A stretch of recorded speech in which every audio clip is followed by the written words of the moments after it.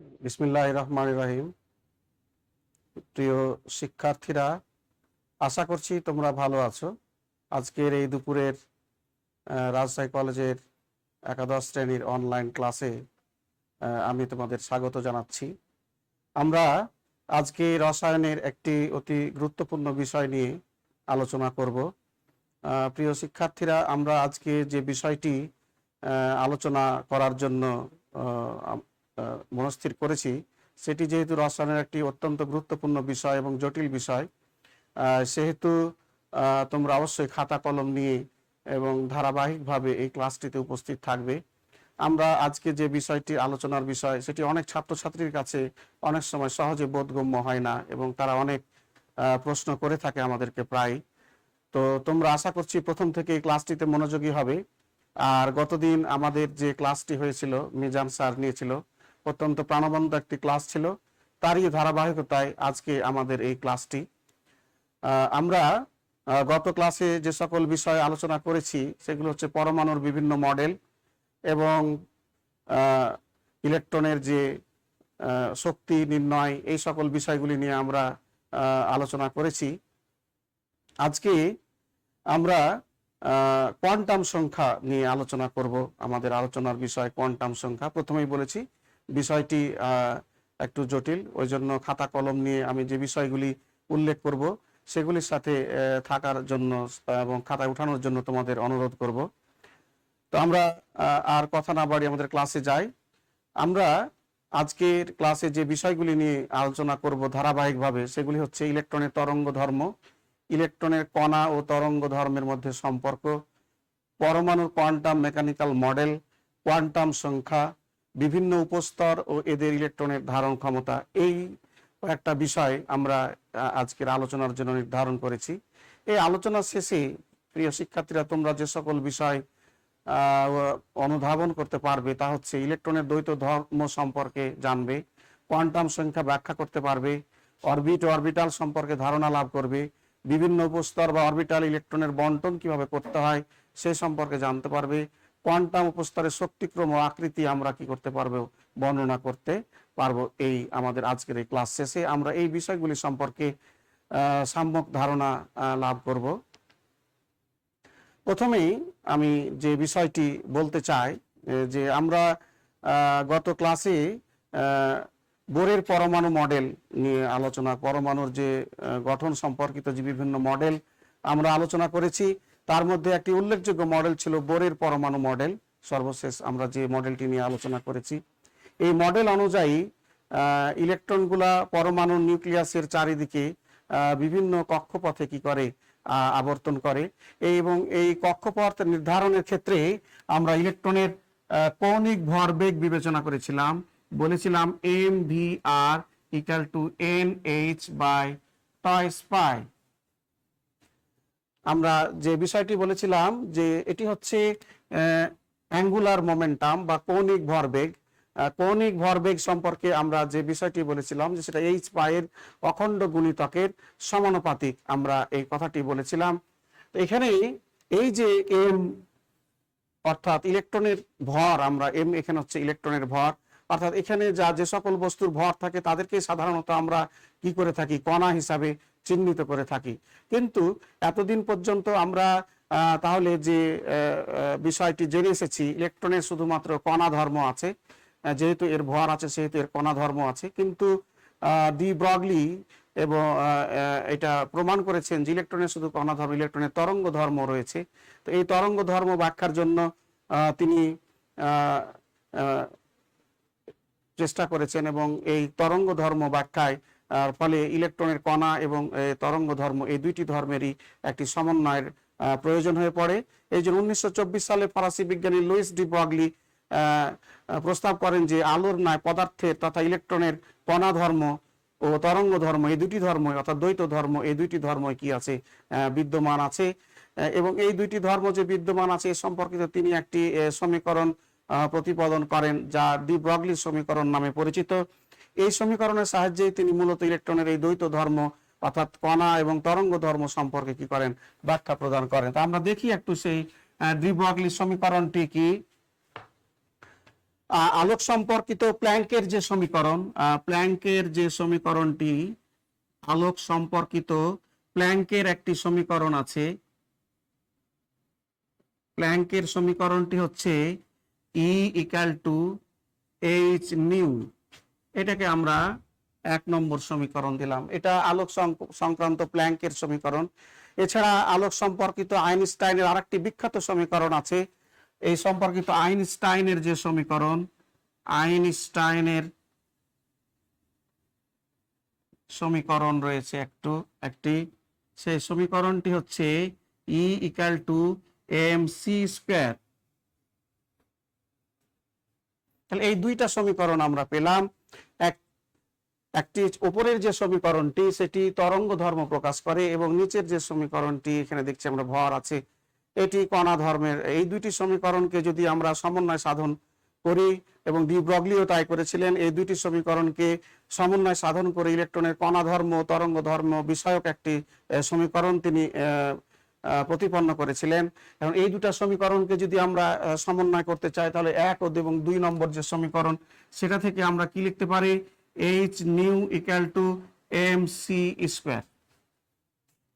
প্রিয় শিক্ষার্থীরা, আমরা এই দুটা সমীকরণকে সমন্বিত করে নতুন একটি সমীকরণ আমরা নতুন একটি সমীকরণ আমরা নিয়ে আসলাম। এখানে আমরা এই যে নিউ সমান সমান, আমরা জানি নিউ সমান সমান হচ্ছে c/কত ল্যামডা। এই সমীকরণে যদি আমরা এই নিউ সমান সমান এই মানটি বসাই, তাহলে c/ল্যামডা সমান সমান হচ্ছে mc²।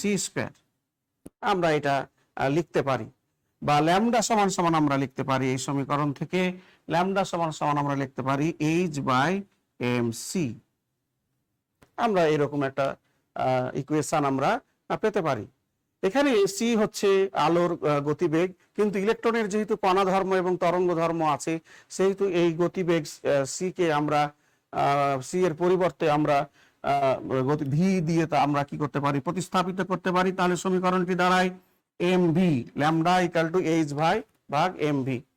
এই যে সমীকরণটি আমরা এখানে নিয়ে আসলাম, এই সমীকরণটিতে আমরা mv হচ্ছে ইলেকট্রনের ভরবেগ, যাকে আমরা p দ্বারা কি করতে পারি? প্রতিস্থাপিত করতে পারি আলোকের বা ফোটনের বা কণার ভর, ফোটন কণার ভরবেগ। m হচ্ছে ইলেকট্রনের বা সেই কণার ভর, v হচ্ছে কি গতিবেগ, নিউ হচ্ছে তার কি তরঙ্গ সংখ্যা, ল্যামডা হচ্ছে আলোর তরঙ্গ বা ফোটনের তরঙ্গ দৈর্ঘ্য, এইচ হচ্ছে প্ল্যাঙ্কের ধ্রুবক, ই হচ্ছে আলোর শক্তি। এই যে আমরা সমীকরণ যে আমরা প্রতিপন্ন করলাম, ল্যামডা = h, বা এটাকে আমরা লিখতে পারি h/p হচ্ছে আলোকের বা ফোটনের কণার ভরবেগ। এই যে সমীকরণে এই যে আমাদের এই যে সমীকরণটি, এই সমীকরণটিতে ল্যামডা দ্বারা আলোর তরঙ্গ ধর্ম এবং p বা m দ্বারা আলোর কণা ধর্ম প্রকাশ করছে। অতএব এই সমীকরণটির সাহায্যে আমরা ইলেকট্রনের কণা এবং তরঙ্গ এই দুটি ধর্মই আমরা কি করছি? প্রকাশ করতে পারছি। এই জন্য ইলেকট্রনের যে আমরা এতদিন যে মডেলগুলো পড়ে এসেছি, পরমাণুর যে মডেল, সেখানে ইলেকট্রনকে শুধু কণা হিসাবে বিবেচনা করা হয়েছিল, এবং এর পরবর্তীতে আমরা এই যে ডি ব্রগলি এবং হাইজেনবার্গ, এই দুইজন বিজ্ঞানীর গবেষণার ফলশ্রুতিতে তারা প্রস্তাব করলেন যে না, ইলেকট্রনের শুধু কণা ধর্ম নয়, তরঙ্গ ধর্ম রয়েছে, এবং ডি ব্রগলির এই সমীকরণের সাহায্যে আমরা এটা সহজেই কি করতে পারি? বুঝতে পারি। যেহেতু এই সমীকরণে ল্যামডা যা তরঙ্গ দৈর্ঘ্য, ওয়েভের তরঙ্গ দৈর্ঘ্য, এবং mv এই যে ভরবেগ, এই ভরবেগ হচ্ছে কণা ধর্ম প্রকাশ করে। এই দুইটি সাহায্যে আমরা বুঝতে পারি যে ইলেকট্রনের কণা ধর্ম এবং তরঙ্গ ধর্ম এই দুইটি ধর্মই রয়েছে।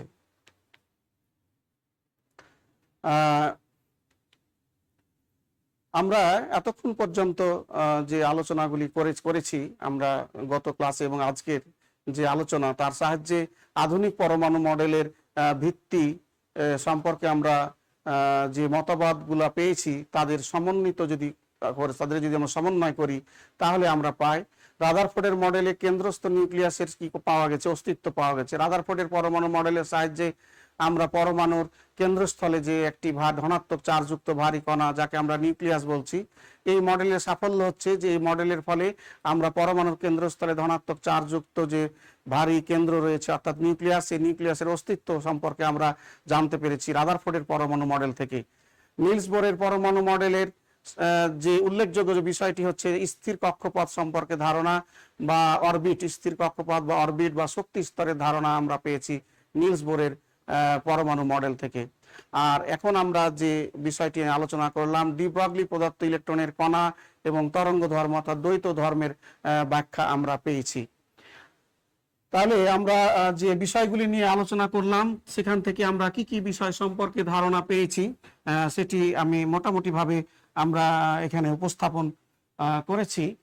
তো আমরা তরঙ্গরূপী ইলেকট্রন সমূহ যে ইলেকট্রন সমূহ ধনাত্মক নিউক্লিয়াসের চারিদিকে যখন আবর্তন করে তখন সেই আবর্তনটি ত্রিমাত্রিক ভাবে আবর্তন করে। তরঙ্গরূপী ইলেকট্রনের এই যে ধর্ম ব্যাখ্যার জন্য অর্থাৎ ইলেকট্রনের যে এই তরঙ্গ ধর্ম ব্যাখ্যার জন্য বিজ্ঞানী শ্রোডিঞ্জার একটি ত্রিমাত্রিক সমীকরণ কি করেছেন, প্রস্তাব করেন এবং এই সমীকরণের সাহায্যেই মূলত ইলেকট্রনের যে অবস্থান বিভিন্ন অরবিটে বা অরবিটালে যে ইলেকট্রনের অবস্থান সেই অবস্থান সম্পর্কে আমরা পরিপূর্ণ ধারণা পাই। তাহলে পরমাণুর বিভিন্ন শক্তি স্তরে ইলেকট্রনগুলো যে ত্রিমাত্রিকভাবে অবস্থান করে অর্থাৎ ইলেকট্রনের যে ওয়েভ ধর্ম এটি ভালোভাবে ব্যাখ্যা করার জন্য বিজ্ঞানী শ্রোডিঞ্জার একটি ত্রিমাত্রিক সমীকরণ প্রস্তাব করেন। যে সমীকরণটি আমরা হচ্ছে যে ডেল স্কোয়ার সাই ভাগ del X square plus del square psi ভাগ del Y square plus del square psi ভাগ del Z square plus 8 pi square M ভাগ H square E minus V psi equal to কত 0। এটা হচ্ছে Schrodinger তরঙ্গ সমীকরণ। এই তরঙ্গ সমীকরণের সাহায্যে ইলেকট্রনের যে তরঙ্গ ধর্ম সেটি সহজেই কি করা যায়, ব্যাখ্যা করা যায়। তো প্রিয় শিক্ষার্থীরা, এখানে আমরা এই যে ত্রিমাত্রিক ভাবে যখন আমরা ইলেকট্রনকে বর্ণনা করতে চাবো তখন তার অবস্থান বর্ণনা করার জন্য আমাদের যে তিনটি ডাইমেনশনের যে প্রয়োজন, আমাদের সেই তিনটি ডাইমেনশন এক্স ওয়াই জেড অক্ষ বরাবর আমাদের সেই তিনটি ডাইমেনশন বা এক্স ওয়াই এগুলি যারা পজিশন প্রকাশ করে, ই হচ্ছে এনার্জি, আর ভি হচ্ছে পোটেনশিয়াল এনার্জি বা বিভব শক্তি, সাই হচ্ছে তরঙ্গ ফাংশন এবং সাই স্কোয়ার দ্বারা সাধারণত আমরা ইলেকট্রনের যে অবস্থান ত্রিমাত্রিক যে অবস্থান সেই অবস্থান সম্পর্কেই আমরা কি করতে পারি, জানতে পারি। তাহলে প্রিয় শিক্ষার্থীরা, আমরা যে বিষয়টি বলতে চাচ্ছি যে ইলেকট্রনের যে বোর মডেল পর্যন্ত আমরা যে ধারণা লাভ করেছি সেখানে শুধু ইলেকট্রনের কণা ধর্ম সম্পর্কে আমরা জানতে পারি, কিন্তু পরবর্তীতে ডি ব্রগলি ইলেকট্রনের কণা ধর্ম ছাড়াও তরঙ্গ ধর্মের অস্তিত্ব সম্পর্কে প্রমাণ দিয়েছেন এবং ইলেকট্রনের এই যে তরঙ্গ ধর্ম এই তরঙ্গ ধর্ম সঠিকভাবে ব্যাখ্যার জন্য বিজ্ঞানী শ্রোডিঞ্জার তার বিখ্যাত সেই সমীকরণ যেটি শ্রোডিঞ্জার সমীকরণ নামে পরিচিত সেই সমীকরণটি তিনি কি করেন, প্রস্তাব করেন। এই সমীকরণের সাহায্যে এই সমীকরণটিকে সমাধান করলে যে তিনটি ভ্যারিয়েবল পাওয়া যায় সেই তিনটি ভ্যারিয়েবলের সাহায্যে আমরা এন এল এম এই তিনটি বিষয় সম্পর্কে আমরা সঠিকভাবে আমরা কি করতে পারি, ব্যাখ্যা করতে পারি। এখানে এন হচ্ছে ইলেকট্রনের প্রধান কোয়ান্টাম সংখ্যা, এল হচ্ছে সহকারী কোয়ান্টাম সংখ্যা, আর এম হচ্ছে কি চৌম্বকীয় কোয়ান্টাম সংখ্যা। অর্থাৎ এই তিনটি সম্পর্কে এই সমীকরণটি সমাধান করে এই তিনটি কি করা যায়, এই তিনটি চলক সম্পর্কে আমরা ধারণা পাই। এছাড়া কিন্তু ইলেকট্রনের সম্পূর্ণ ব্যাখ্যার জন্য আরেকটি চলকের প্রয়োজন হয়, সেটি হচ্ছে এস। এটি এই সমীকরণ সমাধান করে পাওয়া যায় না, এটি আমরা আলাদাভাবে এটি নিয়ে আসা হয়েছে। এই সমীকরণ থেকে এই যে আমরা তিনটি কোয়ান্টাম সংখ্যা সম্পর্কে এই শ্রোডিঞ্জার সমীকরণ সমাধান করে এই তিনটি ভ্যারিয়েবল সম্পর্কে আমরা ধারণা পাই। এছাড়া আরেকটি ইলেকট্রনের অবস্থান সঠিকভাবে আরেকটি ভ্যারিয়েবলের প্রয়োজন হয়, সেটি হচ্ছে স্পিন কোয়ান্টাম সংখ্যা, সেটি আমরা অন্যভাবে কি করতে পারি, নিয়ে আসতে পারি। এই ছিল আমাদের তরঙ্গ ফাংশন এবং এই তরঙ্গ ফাংশন কিভাবে আমরা ত্রিমাত্রিকভাবে ইলেকট্রনের অবস্থানকে ব্যাখ্যা করতে পারি সেই সম্পর্কে আমাদের কিভাবে এটি ধারাবাহিকভাবে এসেছে সেই সম্পর্কে আমাদের আলোচনা। তো আমরা এই যে শ্রোডিঞ্জার যে সমীকরণ এই সমীকরণটি থেকে একটি ইলেকট্রনের সঠিক অবস্থান নির্ণয়ের জন্য আমরা এই যে চারটি কোয়ান্টাম সংখ্যার কথা বলছি, যার তিনটি আমরা এই শ্রোডিঞ্জার সমীকরণ সমাধান করে এবং একটি আমরা আলাদাভাবে নিয়ে এসেছি। এই যে এই চারটি রাশির প্রয়োজন, ইলেকট্রনের একটি অবস্থান সঠিকভাবে নির্ণয় করার জন্য এই চারটি রাশির কি হচ্ছে, প্রয়োজন হচ্ছে। তাহলে আমরা বলতে পারি পরমাণুতে একটি ইলেকট্রন কোথায় কিভাবে অবস্থান করবে, সে যে যে জায়গায় অবস্থান করে অর্থাৎ শক্তি স্তরে অবস্থান করে, সেই শক্তি স্তরের আকার, আকৃতি, ত্রিমাত্রিক বিন্যাস এবং ইলেকট্রনের ঘূর্ণনের দিক প্রকাশক পরস্পর সম্পর্কযুক্ত কয়টি রাশির প্রয়োজন হচ্ছে, চারটি রাশির প্রয়োজন হচ্ছে। এই চারটি রাশিকে আমরা একত্রে কি বলছি, কোয়ান্টাম সংখ্যা নামে অভিহিত করছি। তাহলে পরমাণুর যে কোনো একটি পরমাণুতে অবস্থিত ইলেকট্রনের শক্তি স্তরের আকার, আকৃতি,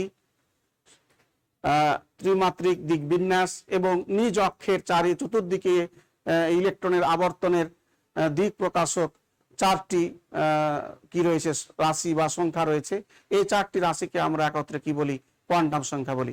আমি এই বিষয়টি আরেকটু সহজভাবে যদি আমি বোঝানোর চেষ্টা করি, আমি যদি তোমার অবস্থান, যে কোনো একজন আমরা মানুষের অবস্থান সঠিকভাবে নির্ণয় করতে চাই, তাহলে আমাদের 6টি রাশির প্রয়োজন হয়।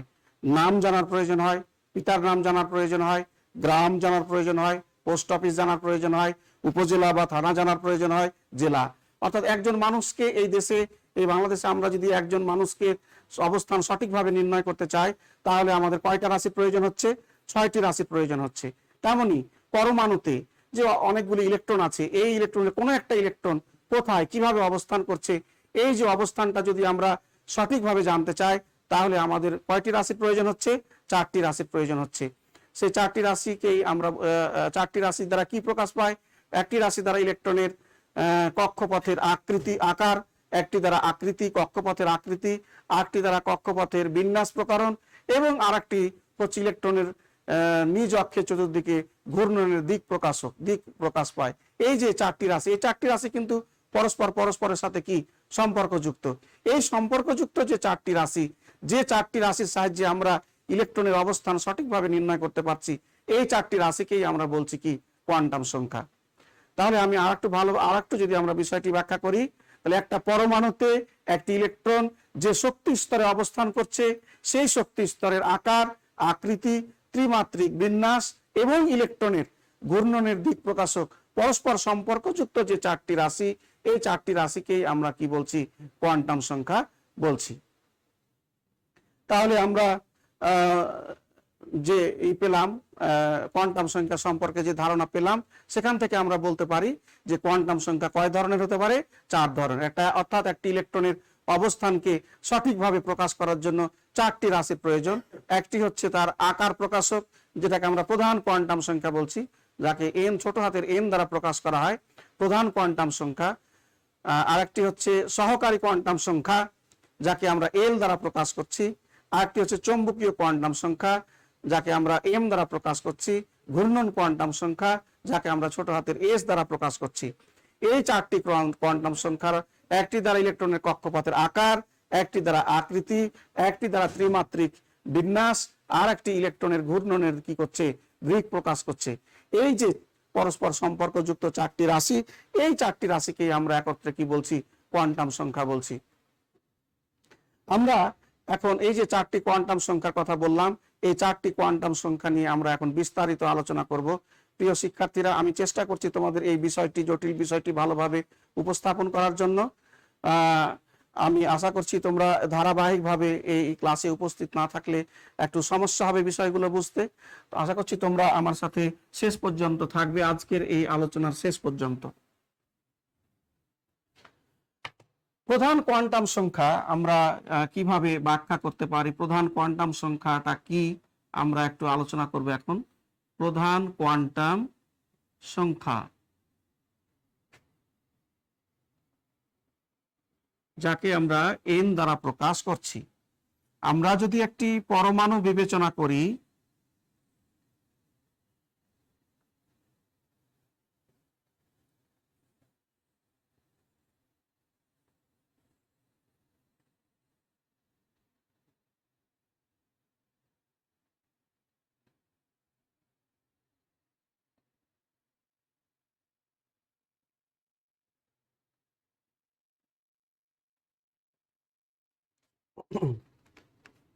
তাহলে পরমাণুতে ইলেকট্রনগুলো, এটা যদি পরমাণুর নিউক্লিয়াস হয়, এগুলো হচ্ছে বিভিন্ন কক্ষপথ বা শক্তি স্তর।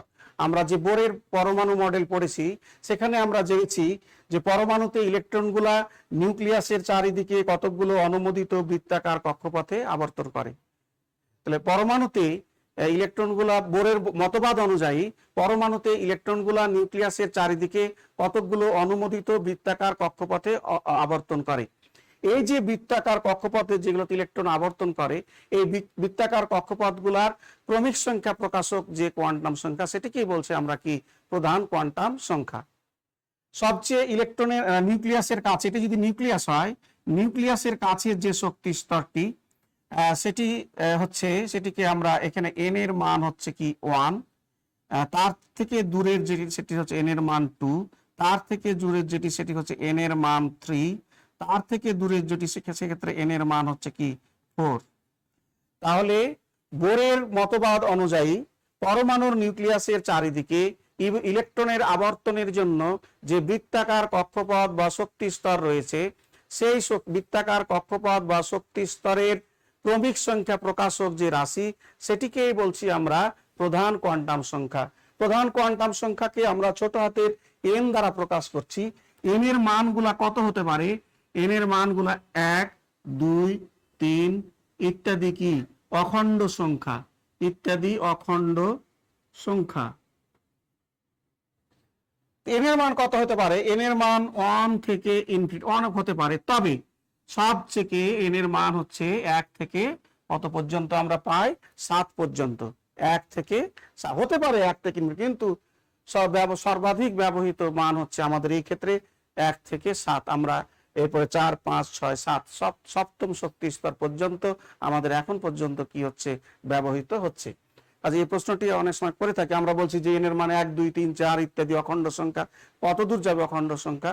যেতে পারে ইনফিনিটি পর্যন্ত, কিন্তু এখন পর্যন্ত সর্বাধিক ব্যবহৃত কত? 1 থেকে কত পর্যন্ত? 7 পর্যন্ত। তাহলে প্রধান কোয়ান্টাম সংখ্যাকে আমরা এন দ্বারা প্রকাশ করছি। এন এর মান কত হতে পারে? 1, 2, 3, 4 ইত্যাদি হতে পারে। এন এর মান যখন, এন এর মানের উপর ভিত্তি করে এগুলোকে আবার বিভিন্ন সেলে আমরা কি করেছি? নামকরণ করেছি। এন এর মান যখন 1, তখন এন এর মান 1 হলে তাকে আমরা বলি কি? কে সেল। এন এর মান 2 হলে, এন এর মান 2 হলে তাকে আমরা বলি কি? এল সেল। এন এর মান 3 হলে এম সেল, তাকে আমরা কি বলি? M cell. এন এর মান 4 হলে তখন তাকে আমরা বলি কি? N cell. তাহলে এইরকম বিভিন্ন সেলে আমরা কি করতে পারি? এই যে এগুলাকে আমরা এরকম সেল হিসাবেও আমরা বলতে পারি কি? তাহলে নিউক্লিয়াসের সবচেয়ে কাছে যে সেলটি, সেই সেলটির ক্ষেত্রে এন এর মান 1 এবং সেটিকে আমরা বলছি কে সেল। তার থেকে দূরের যে সেলটি, সেই সেলটিকে এক্ষেত্রে এন এর মান হচ্ছে 2 এবং সেক্ষেত্রে সেটাকে আমরা বলছি কি? এল সেল। এন এর মান যেখানে 3 সেটিকে বলছি আমরা কি? M cell. এন এর মান যেখানে 4 সেটিকে আমরা বলছি কি? সেটিকে বলছি আমরা এন সেল। তাহলে K cell, L cell, M cell, N cell. তাহলে এরকম কয়টি সেল আছে আমাদের? আমরা এখানে এক্ষেত্রে আমরা 4টি আমরা সেল দেখতে পেলাম। তো আমরা যে প্রধান কোয়ান্টাম সংখ্যা সম্পর্কে আলোচনা করছিলাম, আমাদের প্রধান কোয়ান্টাম সংখ্যার ক্ষেত্রে আমরা আবার বিষয়টি বলি যে বোরের পরমাণু মডেল অনুযায়ী পরমাণুর নিউক্লিয়াসের চারিদিকে ইলেকট্রনের আবর্তনের জন্য কতগুলি বৃত্তাকার কক্ষপথ রয়েছে। এই বৃত্তাকার কক্ষপথগুলির ক্রমিক সংখ্যা প্রকাশক যে রাশি, সেই রাশিটিকেই বলছি আমরা কি? প্রধান কোয়ান্টাম সংখ্যা। প্রধান কোয়ান্টাম সংখ্যাকে এন দ্বারা প্রকাশ করা হয়। এন এর মান কি হতে পারে? 1, 2, 3, 4 ইত্যাদি অখণ্ড সংখ্যা হতে পারে। এন এর মান যখন 1 তখন সেটাকে বলছি আমরা কি? কে সেল। এন এর মান যখন 2 তখন সেটাকে বলছি কি আমরা? এল সেল। এন এর মান যখন 3 তখন সেটাকে কি বলছি আমরা? M cell. এন এর মান যখন 4 তখন সেটাকে আমরা বলছি কি? N cell. এখন প্রশ্ন হলো, এই যে প্রধান কোয়ান্টাম সংখ্যা দ্বারা আমরা কি বুঝি? প্রধান কোয়ান্টাম সংখ্যা দ্বারা আমরা বুঝি ইলেকট্রনের কক্ষপথের আকার। কি বুঝি আমরা? ইলেকট্রনের কক্ষপথের আকার। আরেকটি বিষয় বোঝা যায় যে সেটি হচ্ছে ইলেকট্রনের যে কক্ষপথ, সেই কক্ষপথের শক্তি সম্পর্কেও আমরা কি করতে পারি? ধারণা লাভ করতে পারি। স্বাভাবিকভাবে নিউক্লিয়াসের যে কাছাকাছি যে শক্তি স্তরটি, সেই শক্তি স্তরের আকার সবচেয়ে ছোট এবং সেটিতে শক্তি সবচেয়ে কি কম, অর্থাৎ কম শক্তির যে সেই ইলেকট্রনগুলি সাধারণত এই শক্তি স্তরে কি করে অবস্থান করে। এন এর মান যত বাড়তে থাকে, নিউক্লিয়াস থেকে কক্ষপথের দূরত্ব যত বাড়তে থাকে, এন এর মানও তত বৃদ্ধি পেতে থাকে। এন এর মান বৃদ্ধির সাথে সাথে কক্ষপথের শক্তিও কি পেতে থাকে, বৃদ্ধি পেতে থাকে। অর্থাৎ নিউক্লিয়াসের কাছের যে শক্তি স্তর, সেই শক্তি স্তরের শক্তি সবচেয়ে কম এবং দূরের যে শক্তি স্তর, সেই শক্তি স্তরের শক্তি কিন্তু কি সবচেয়ে বেশি। প্রধান কোয়ান্টাম সংখ্যার সাহায্যে আমরা আরেকটি বিষয় নির্ণয় করতে পারি, সেটি হচ্ছে কোন একটা শক্তি স্তরে সর্বোচ্চ কতটি ইলেকট্রন থাকতে পারে, আমরা সেটি কি করতে পারি, নির্ণয় করতে পারি। এবং সেটি হচ্ছে যে সূত্রের সাহায্যে আমরা নির্ণয় করতে পারি, সেটি হচ্ছে 2n²। তাহলে প্রথম শক্তি স্তরের জন্য n এর মান কত, 1। তাহলে n এর মান 1 হলে এখানে কতটি n এর মান 1 হলে 2 × 1² সমান কত, 2। দ্বিতীয় শক্তি স্তরের জন্য n এর মান হচ্ছে 2, তাহলে 2 × 2², তাহলে 2 4 4 2 কত, 8। তৃতীয় শক্তি স্তরের জন্য n এর মান হচ্ছে 3², 9 2 18। চতুর্থ শক্তি স্তরের জন্য n এর মান 4, 4 2 8, 8 2 কত, 4 4 16, 16 2 কত, 32। তাহলে প্রথম শক্তি স্তরের সর্বোচ্চ ইলেকট্রন ধারণ ক্ষমতা কতটি, 2টি। দ্বিতীয় শক্তি স্তরের সর্বোচ্চ ইলেকট্রন ধারণ ক্ষমতা কতটি, 8টি। তৃতীয় শক্তি স্তরের সর্বোচ্চ ইলেকট্রন ধারণ ক্ষমতা কতটি, 18টি। চতুর্থ শক্তি স্তরের সর্বোচ্চ ইলেকট্রন ধারণ ক্ষমতা কতটি, 32টি। তাহলে এই প্রথম শক্তি স্তরে 1 থেকে 2টি ইলেকট্রন থাকবে, দ্বিতীয় শক্তি স্তরে 1 থেকে 8টি ইলেকট্রন থাকবে, তৃতীয় শক্তি স্তরে 1 থেকে 18টি ইলেকট্রন থাকবে, চতুর্থ শক্তি স্তরে 1 থেকে 32টি। সর্বোচ্চ 32, 18, 8, 2। প্রথম শক্তি স্তরে 2টি, দ্বিতীয় শক্তি স্তরে 8টি, তৃতীয় শক্তি স্তরে 18টি, চতুর্থ শক্তি স্তরে কতটি ইলেকট্রন থাকবে, 32টি। তাহলে প্রধান কোয়ান্টাম সংখ্যার সাহায্যে আমরা এই যে বিভিন্ন শক্তি স্তর, এই শক্তি স্তরে সর্বোচ্চ ইলেকট্রন ধারণ ক্ষমতাও আমরা কি করতে পারছি, নির্ণয় করতে পারছি। এই ছিল আমাদের প্রধান কোয়ান্টাম সংখ্যা সম্পর্কে আলোচনা। প্রিয় শিক্ষার্থীরা, আমি চেষ্টা করেছি এটি তোমাদের ভালোভাবে বোঝানোর জন্য। তারপরে আমি তোমাদের বোঝার জন্য আবার আমি প্রথম থেকে বিষয়টি একটু আলোচনা করছি।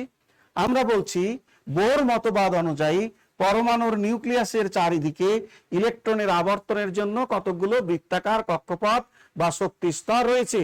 এই বৃত্তাকার কক্ষপথ বা শক্তি স্তরের ক্রমিক সংখ্যা প্রকাশক যে রাশি, সেটিকেই বলছি আমরা কি, প্রধান কোয়ান্টাম সংখ্যা। প্রধান কোয়ান্টাম সংখ্যাকে ছোট হাতের n দ্বারা প্রকাশ করা হয়। n এর মান কত হতে পারে, 1 2 3 4 ইত্যাদি অখণ্ড সংখ্যা হতে পারে। n এর মান যখন 1 হবে তখন সেটাকে বলবো আমরা k সেল, n এর মান যখন 2 তখন সেটাকে বলবো আমরা l সেল, n এর মান যখন 3 তখন সেটাকে বলবো আমরা m সেল, n এর মান যখন 4 তখন সেটাকে বলবো আমরা কি, n সেল। প্রধান কোয়ান্টাম সংখ্যা দ্বারা আমরা দুইটা বিষয় সম্পর্কে ধারণা পাই। একটি হচ্ছে কক্ষপথের আকার। শিক্ষার্থীরা খেয়াল করো, নিউক্লিয়াসের কাছের যে শক্তি স্তর, সেই কাছের শক্তি স্তর আকার সবচেয়ে ছোট।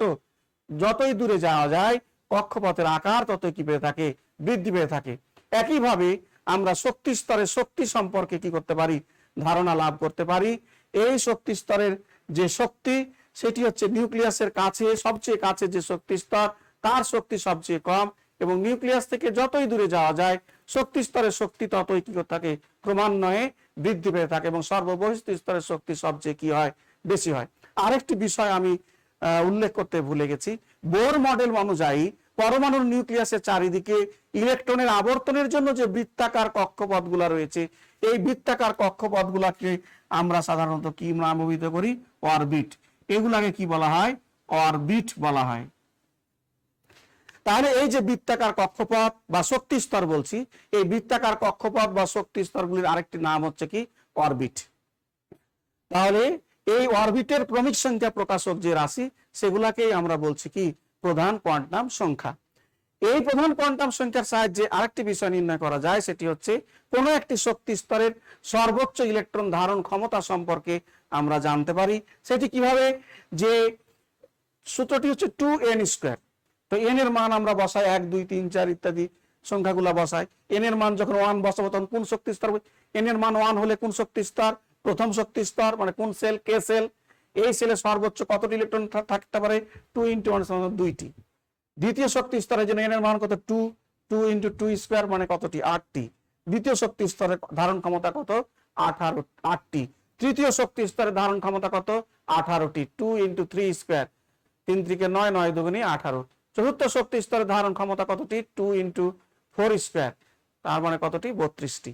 এইভাবে আমরা কোন একটি শক্তি স্তরে সর্বোচ্চ কতটি ইলেকট্রন থাকতে পারে সেটি আমরা এই প্রধান কোয়ান্টাম সংখ্যার সাহায্যে কি করতে পারি? নির্ণয় করতে পারি। প্রিয় শিক্ষার্থীরা, আমরা এবার একটু পরের আলোচনায় যাই। এবার আমরা সহকারী কোয়ান্টাম সংখ্যা নিয়ে আমরা আলোচনা করব। দ্বিতীয় আমাদের আলোচনার বিষয় সহকারী কোয়ান্টাম সংখ্যা।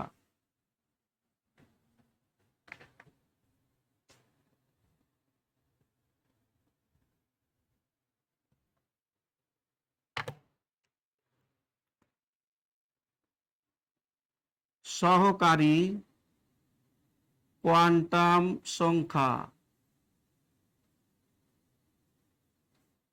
সহকারী কোয়ান্টাম সংখ্যা বা এটিকে বলা হয় অ্যাজুমিথাল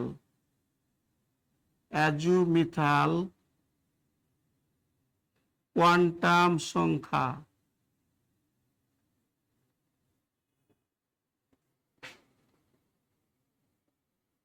অ্যাজুমিথাল কোয়ান্টাম সংখ্যা বা অ্যাঙ্গুলার মোমেন্টাম কোয়ান্টাম নাম্বারও বলা হয়। অ্যাঙ্গুলার মোমেন্টাম কোয়ান্টাম নাম্বার এটিও বলা হয়। তো সহকারী কোয়ান্টাম সংখ্যা সম্পর্কে আমরা একটু এখন আলোচনা করতে চাই। সহকারী কোয়ান্টাম সংখ্যা বলতে আমরা কি বুঝি?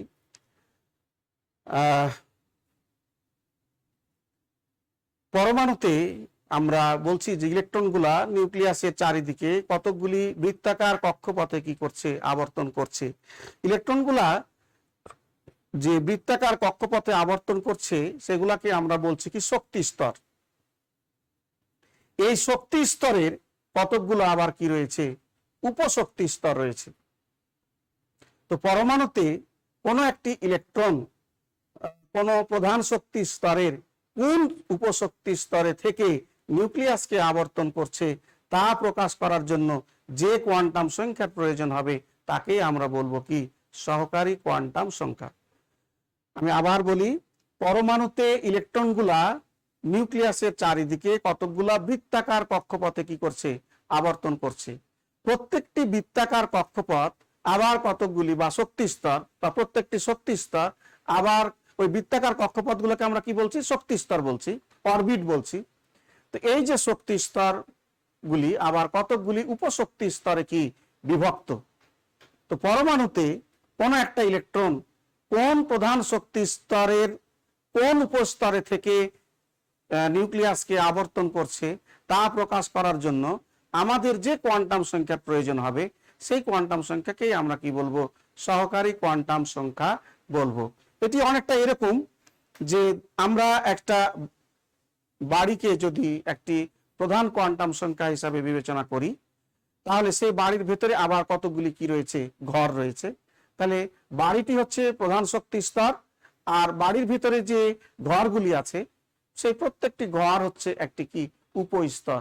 এই শক্তি স্তরগুলিকে আমরা কি বলেছিলাম? শক্তি স্তরগুলিকে আমরা বলেছিলাম অরবিট। কিন্তু এই যে বাড়িটি হচ্ছে কি? অরবিট। আর বাড়ির ভিতরে যে ঘরগুলি সেই ঘরগুলি হচ্ছে উপস্তর, সেগুলি হচ্ছে কি? অরবিটাল। অরবিটালের সংজ্ঞা আমরা দিব। অরবিটাল হচ্ছে পরমাণুর নিউক্লিয়াসের চারিদিকে যে ত্রিমাত্রিক অঞ্চলে ইলেকট্রন পাওয়ার সম্ভাবনা সবচেয়ে বেশি, বেশি বলতে আমরা 95 থেকে 98%, সেই স্থানটি হচ্ছে কি? তার অরবিটাল। যেমন আমরা একটা বাড়ি বলি, একটা বাড়িতে অনেকগুলো ঘর থাকে, একটা বাবার ঘর, একটা ভাইয়ের ঘর, একটা রান্নাঘর, বাথরুম, অনেকগুলো নিজের ঘর। কিন্তু আমি সবচেয়ে কোন ঘরটাতে বেশি, যখন বাড়িতে থাকি তখন সবচেয়ে কোন ঘরটাতে সবচেয়ে বেশি আমাকে পাওয়ার সম্ভাবনা কোথায়? আমার নিজের ঘরে। কিন্তু আমি কোনো না কোনো সময় অন্য জায়গাগুলোতেও কি করি? বিচরণ করি। তাহলে আমাকে পাওয়ার সম্ভাবনা যে জায়গাটাতে, সেইটাই হচ্ছে আমার কি? অরবিট। অর্থাৎ পরমাণু নিউক্লিয়াসের চারিদিকে যে অঞ্চলটাতে পরমাণু সব ইলেকট্রন সবচেয়ে কি করবে? বেশি সময় জুড়ে অবস্থান করবে, সেটি হচ্ছে তার কি? অরবিটাল। তাহলে পরমাণু নিউক্লিয়াসের চারিদিকে যে ত্রিমাত্রিক অঞ্চলে ইলেকট্রনকে পাওয়ার সম্ভাবনা সবচেয়ে বেশি, সেটিকেই আমরা বলছি কি অরবিটাল। অরবিটাল সম্পর্কে আমরা পরবর্তীতে আরো বিস্তারিতভাবে কি করব, আলোচনা করব। তো সহকারী কোয়ান্টাম সংখ্যা নিয়ে আমরা আলোচনা করছিলাম এবং আমরা বলছিলাম যে পরমাণুতে ইলেকট্রনগুলা নিউক্লিয়াসের চারিদিকে কতগুলা বৃত্তাকার কক্ষপথে কি করে, আবর্তন করে। তো যে বৃত্তাকার কক্ষপথের কথা আমরা বলছি, এই বৃত্তাকার কক্ষপথগুলা আবার কতকগুলি কিসে বিভক্ত, উপশক্তি স্তরে, অর্থাৎ প্রধান শক্তি স্তরগুলা আবার কতকগুলা উপশক্তি স্তরে বিভক্ত। এই যে উপশক্তি স্তর, এই উপশক্তি স্তরগুলিকে আমরা বলছি কি অরবিটাল, আর শক্তি স্তরটাকে আমরা কি বলছি, অরবিট। তো কোন একটা ইলেকট্রন পরমাণুর কোন একটা প্রধান শক্তি স্তরের, কোন একটা প্রধান শক্তি স্তরের কোন উপশক্তি স্তরে অবস্থান করে নিউক্লিয়াসের চারিদিকে কি করছে, আবর্তন করছে, সেটি প্রকাশ করার জন্য আমরা যে কোয়ান্টাম সংখ্যা ব্যবহার করব তাকেই বলছি আমরা কি সহকারী কোয়ান্টাম সংখ্যা।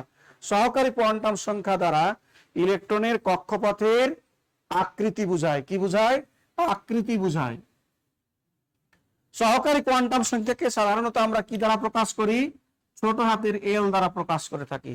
কি দ্বারা প্রকাশ করি, ছোট হাতের এল দ্বারা প্রকাশ করে থাকি। আমরা সহকারী কোয়ান্টাম সংখ্যাকে ছোট হাতের এল দ্বারা প্রকাশ করে থাকি। এখন আমরা কিভাবে আমরা সহকারী কোয়ান্টাম সংখ্যা নির্ণয় করতে পারি। এল এর মান সাধারণত এন এর মানের উপর কি হয়, নির্ভরশীল। আমি এখন যে কথাগুলি বলবো একটু মনোযোগ সহকারে বা ভালোভাবে বোঝার জন্য আমি অনুরোধ করছি যে এল এর মান কিসের উপর নির্ভরশীল, এন এর উপর নির্ভরশীল। কোয়ান্টাম সংখ্যার সংখ্যাতে বলা হয়েছে যে 4টা রাশি আছে, এই 4টা রাশি কিন্তু কি পরস্পর সম্পর্কযুক্ত, একটা রাশি আর একটা রাশির সাথে কি সম্পর্কযুক্ত। কাজেই আমরা বলছি যে এল এর মান এন এর মানের উপর নির্ভরশীল এবং এন এর প্রতিটি মানের জন্য এল এর এন সংখ্যক কি থাকবে, মান থাকবে। একটু হয়তো বুঝতে অসুবিধা হবে, যেমন এন এর মান 1, এন এর একটা মান কত 1, এল এর মান হবে কয়টা, একটা। এন এর মান যত হবে এল এর মান ঠিক ততটি হবে। তাহলে এন এর মান 1, তাহলে এল এর মান কয়টা হবে, একটি। এন এর মান 2, তাহলে এল এর মান কয়টা হবে, দুইটি হবে। কিভাবে হবে, কিভাবে হবে আমরা সেটা একটু দেখি। তাহলে আমরা যে কথাটি বলছি, এল এর মান এন এর মানের উপর নির্ভরশীল এবং এন এর প্রতিটি মানের জন্য, এন এর প্রতিটি মানের জন্য, প্রতিটি মানের জন্য, মানের জন্য এল এর এন সংখ্যক, এন সংখ্যক মান রয়েছে।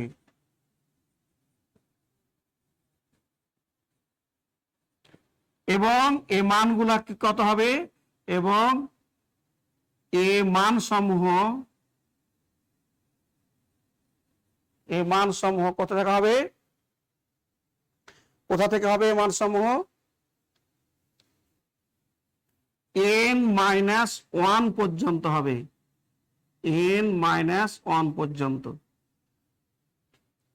যেমন n এর মান কত 1, তাহলে l এর মান হবে কয়টা, l এর মান হবে একটি মান হবে, সেই একটি মান কি হবে, তাহলে n-1 মানে মান কত, 1 - 1 সমান কত হবে, তাহলে l এর মান হবে কত, 0। n এর মান কত 2, তাহলে l এর মান কতটি হবে, কয়টা বলছে, l এর n সংখ্যক মান হবে। তো n সংখ্যক মানে কি, l এর মান কয় সংখ্যক, n এর মান কত, 2টা, তাহলে এখানে l এর মান কয়টা হবে, 2টা হবে। এখন প্রশ্ন হলো 2টা মান কি হবে, এই যে 2টা মান হবে, এই 2টা মান কি হবে, এই 2টা মান হবে 0 থেকে, এই মান সমূহ কত হবে, এই মান সমূহ কি হবে, 0 থেকে কত পর্যন্ত হবে, n-1 পর্যন্ত হবে, 0 থেকে n-1। তাহলে একটা মান হবে 0, 2 - 1 এটা কত হবে, 1। যে দুটো মান হবে তার একটা হবে 0 এবং একটা হবে কত, 1। এবার আসি n এর মান 3, তাহলে l এর কয়টা মান হবে বলো, l এর মান হবে কয়টা, n এর মান যত কয়টা মান, n এর মান কত 3, তাহলে l এর কয়টা মান হবে, 3টা মান হবে। এখন প্রশ্ন, এই 3টা মান কি কি হবে, তাহলে 0 থেকে n-1, তাহলে n এর মান কত 3, 3 - 1 মানে কত 2, তাহলে শূন্য থেকে কত, শূন্য থেকে 2 এর মধ্যে কি কি সংখ্যা আছে, 1 2 2 3টা। তাহলে n এর মান 3 হলে l এর 3টা মান হবে, সেই 3টা মান হলো 0 1 এবং কত 2। এবার আসো n এর মান 4, তাহলে l এর কয়টা মান হবে, n এর মান যত কত n এর মান কত 4, তাহলে l এর কয়টা মান হবে, 4টা মান হবে। এই 4টা মান কি, 0 থেকে 4 - 1 মানে কত 3 পর্যন্ত হবে। তাহলে 0 1 2 3, এই 4টা মান হলো 0 1 2 3, এই 4টা মান। আমি আবার বলি, সহকারী কোয়ান্টাম সংখ্যা সম্পর্কে আমরা যেটি বলতে চাচ্ছি, যে সহকারী কোয়ান্টাম সংখ্যা এল এর মান আমরা কিভাবে নির্ণয় করব। এখানে বলছে এন এর প্রতিটি এল এর মান এন এর মানের উপর কি করবে, নির্ভরশীল হবে, এবং এন এর প্রতিটি মানের জন্য এন এল এর এন সংখ্যক কি থাকবে, মান থাকবে, এবং এই মান সমূহ হবে 0 থেকে কত n-1 পর্যন্ত এই মানগুলা হবে। যেমন n এর মান 1, তাহলে l এর কয়টা মান হবে, একটা মান হবে। যেহেতু n এর মান 1, সেহেতু l এর মান কত হবে, একটা। এই মানগুলা কি কি হবে, 0 থেকে n-1 পর্যন্ত। তো n-1 মানে কি, n এর মান কত 1, তাহলে 1 - 1 মানে 0, তাহলে একটাই মান হবে, সেই মানটা কত হবে 0। n এর মান 2, তাহলে l এর মান কয়টা হবে, n এর মান যত, n এর মান কত 2, তাহলে l এর মান কয়টা হবে, 2টা হবে। এখন প্রশ্ন হলো এই 2টা মান কি কি হবে, তাহলে n-1, 0 থেকে n-1, তাহলে 2 - 1 তাহলে কত 1, তাহলে একটা মান হবে 0 এবং একটা মান হবে কত 1। n এর মান 3, তাহলে l এর কয়টা মান হবে, 3টা মান হবে। যদি 3, তাহলে l এর মান কয়টা হবে, 3টা। এখন প্রশ্ন হলো এই 3টা মান কি কি হবে, তাহলে 0 থেকে n-1, 3 - 1 পর্যন্ত, 3 - 1 মানে 2, 2 পর্যন্ত, 0 থেকে 2 পর্যন্ত, 0 1 2, এই 3টি মান হবে 0 1 2। n এর মান 4, মানে l এর কয়টা মান হবে, l এর 4টাই মান হবে। এই 4টা মান কি কি হবে, 4 - 1 পর্যন্ত, 0 থেকে কত পর্যন্ত, 4 - 1 মানে 3 পর্যন্ত, তাহলে 0 1 2 3, এই হচ্ছে 4টি মান। আমরা এখন একটু অন্য একটা দিকে যাব, আমরা একটু অন্য দিকে যাব, আমরা একটু দেখে আসি কিছু বিষয়। এখানে আমরা দেখতে পাচ্ছি, আমরা চিত্রে দেখতে পাচ্ছি যে এল এর মান 0 হলে যে অরবিটাল হবে সেটি হচ্ছে কোন অরবিটাল, এস অরবিটাল। এস অরবিটালের আকৃতি কেমন, গোলাকার। এল ইকাল টু 1, এল এর 1 মানের জন্য যে অরবিটালটা হবে সেটাকে বলছি আমরা P orbital. P orbital, P অরবিটালের আকৃতি কেমন, ডাম্বেল আকার। এল এর মান 2 হলে হবে ডি অরবিটাল, ডি অরবিটালের আকৃতি কেমন, ডাবল ডাম্বেল আকার। এল ইকাল টু 3 হলে হবে এফ অরবিটাল, একটু জটিল, কমপ্লেক্স, জটিল প্রকৃতির, আকৃতিটা জটিল প্রকৃতির। তাহলে আমরা এল এর মান যখন 0, এল এর মান 0, তাহলে এক্ষেত্রে শুধু আমি কোন অরবিটাল পাবো, এস অরবিটাল, এস অরবিটাল হবে। এখানে আমরা চিত্র দেখতে পাচ্ছি এস অরবিটাল। এল এর মান এখানে 0, 0-র জন্য আমরা পাবো, এটা কোন শক্তি স্তর, প্রথম শক্তি স্তরে এল এর মান কয়টা, একটা, 0। তাহলে এখানে প্রথম শক্তি স্তরে থাকবে কি, শুধুমাত্র এস অরবিটাল, এটাকে বলি আমরা কি 1s।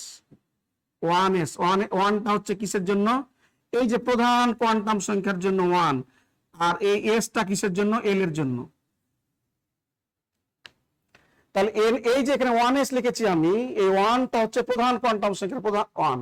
তাহলে এখানে আমি এ লিখলে কি পাবো, এখানে পাবো আমি কি 2s, এই 2টা কিসের জন্য, এন এর জন্য, আর এসটা কিসের জন্য, 0-র জন্য।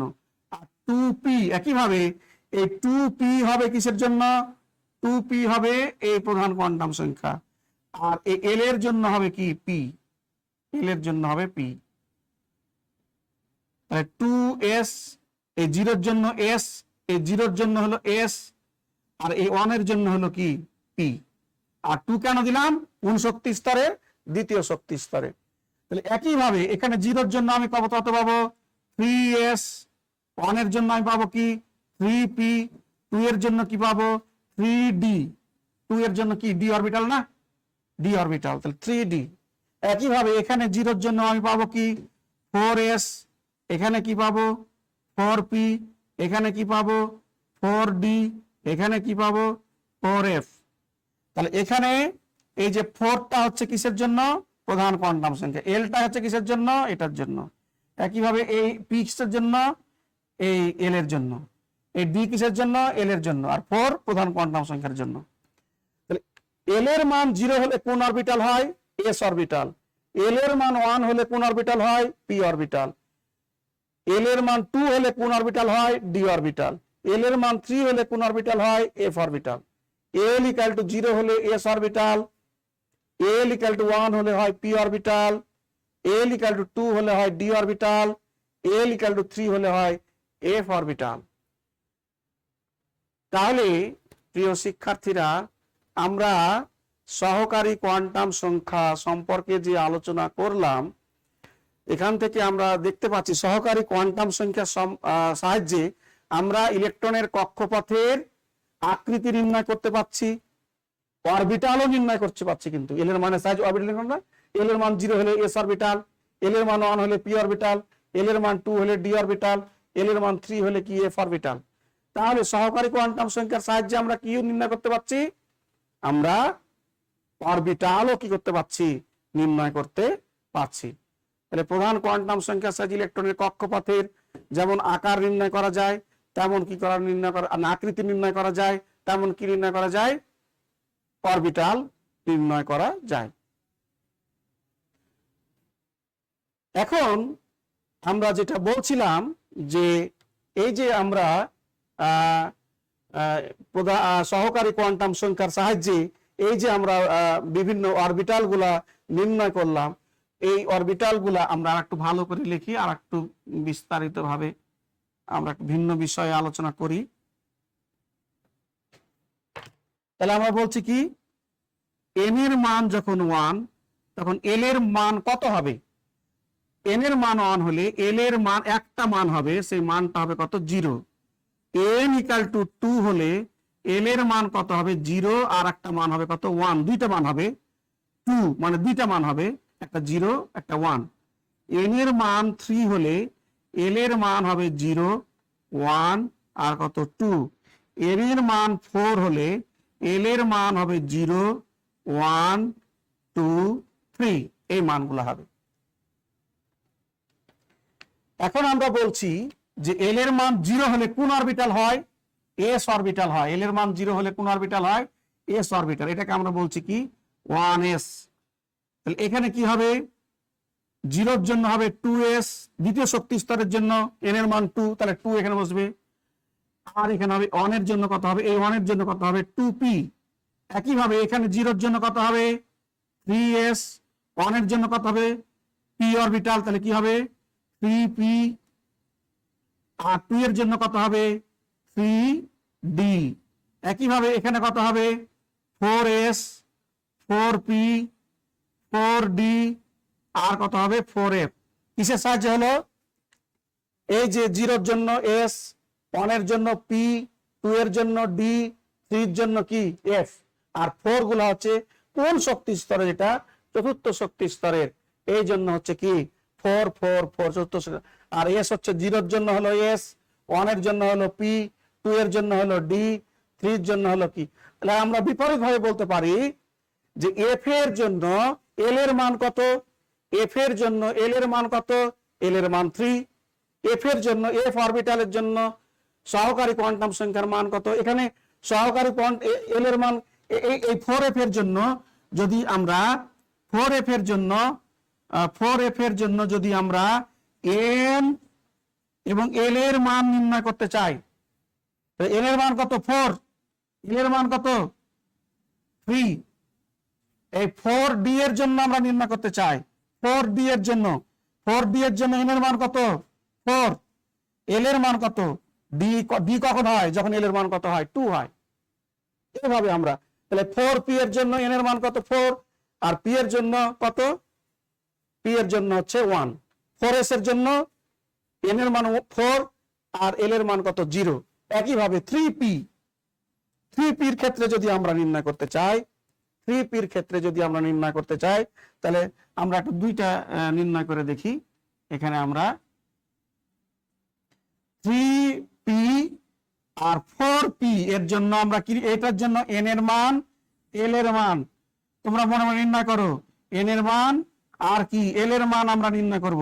এটার জন্য n এর মান কত, এই যে এটা কত 3, l এর মান p কখন হয়, যখন l এর মান কত হয় 1, এখানে কত 4, আর p এর জন্য কত 1, p এর জন্য কত 1।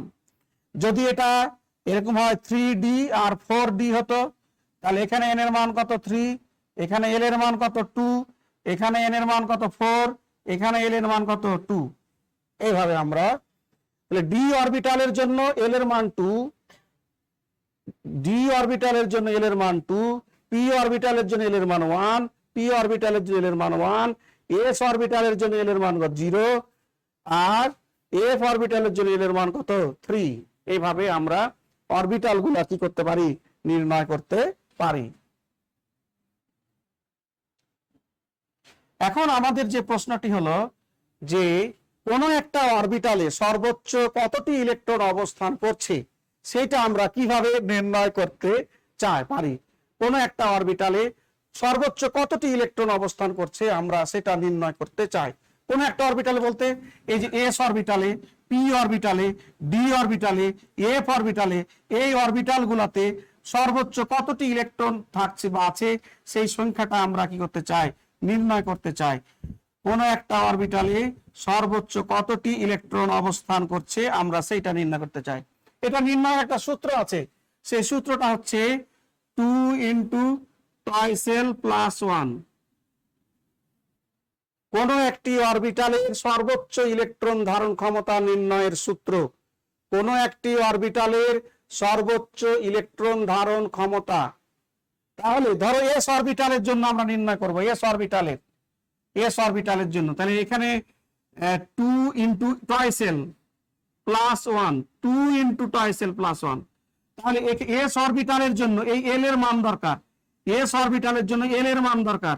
এল এর মান কত, এখানে 0, তাহলে এস অরবিটালের জন্য এল এর মান কত 0, এখানে 0 বসাই, 2 × 0, তাহলে কত হয়, এটা 0, তাহলে কত হয় 2টি, তাহলে কত হলো এস অরবিটালের সর্বোচ্চ ধারণ ক্ষমতা কত 2টি।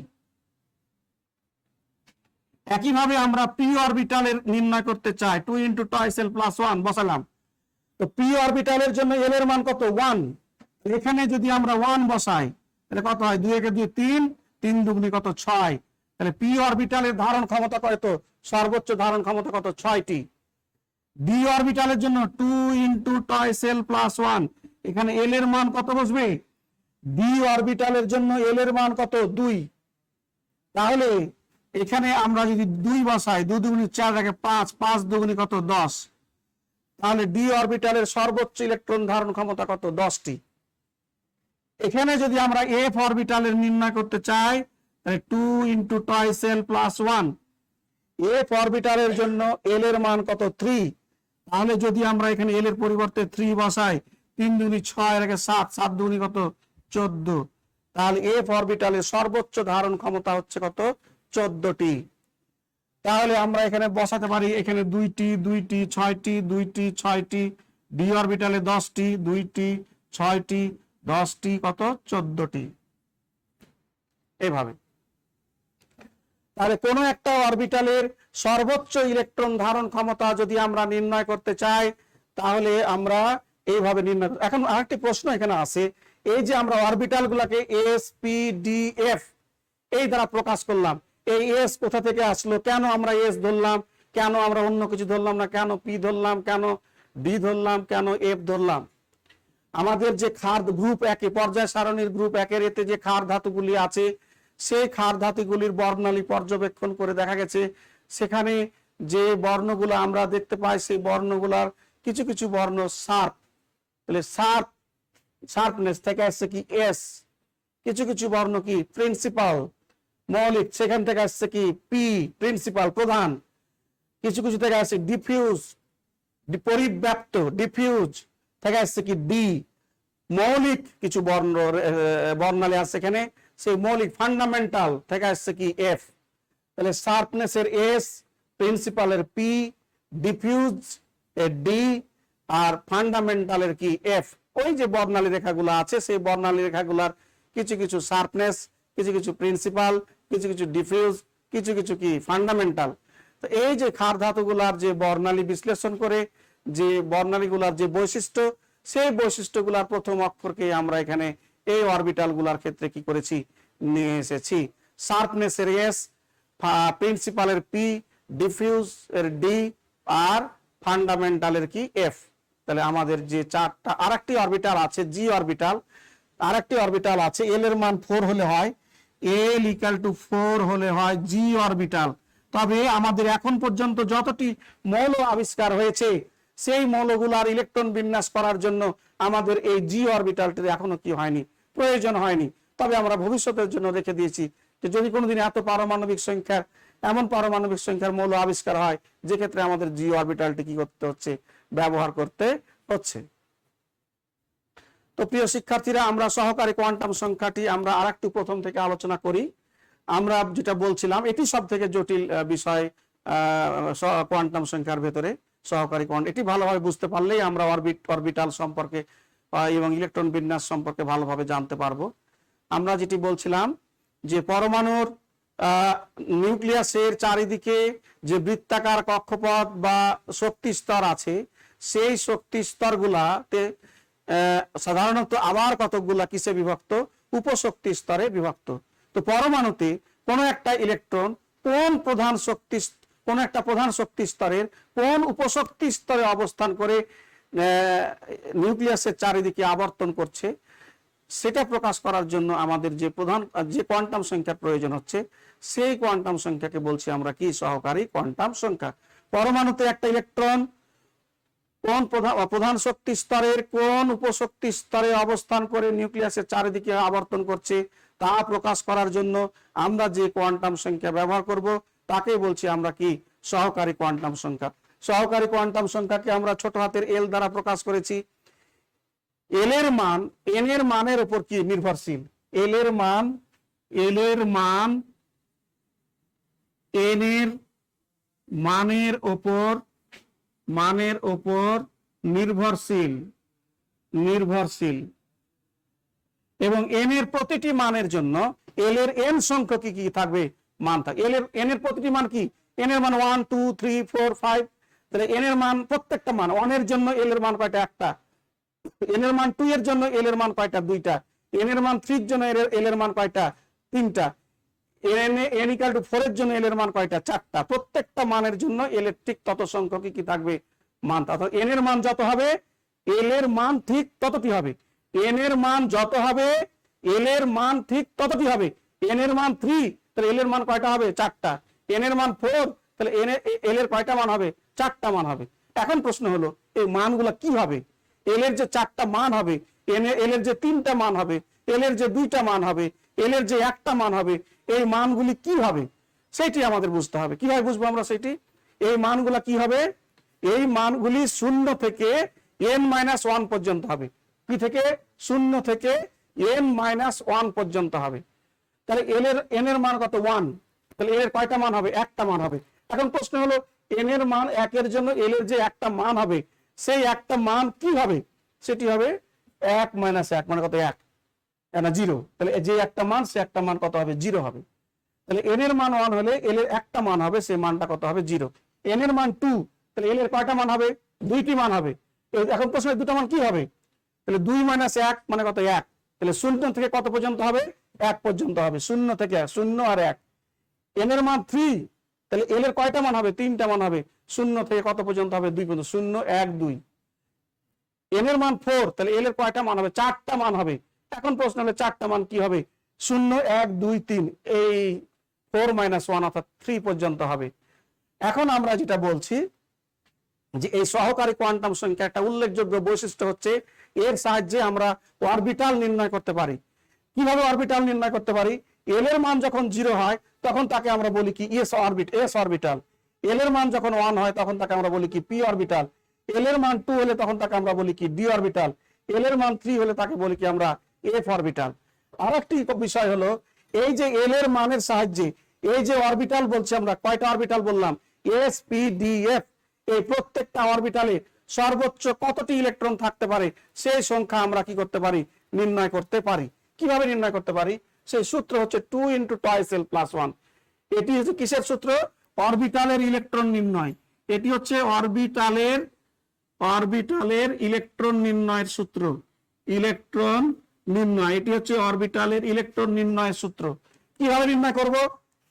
এই যে এস অরবিটালে কতটি ইলেকট্রন, তাহলে 2 × টয়েস L + 1, তাহলে 2 × টয়েস L + 1 মানে এল এর মান কত বসাবো এখানে?